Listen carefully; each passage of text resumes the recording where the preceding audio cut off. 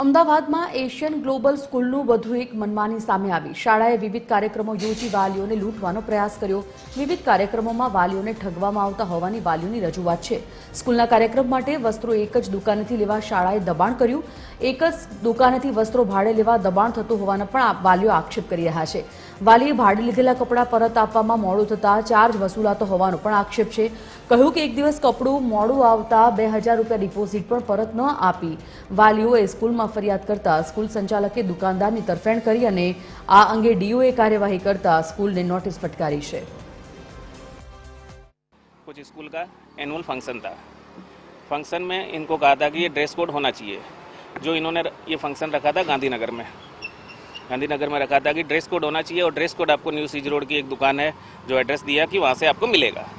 वहाँ हमने dress code के लिया, उसके लिए एडवांस पैसा उन्होंने जमा करवाया। ठीक है, आप ये ड्रेस कोड ले जाओ, वापस आप दोगे तब आपको जो एडवांस बैलेंस पैसा है वो आपको हम वापस दे देंगे। हमने जमा कराया बैलेंस पैसा।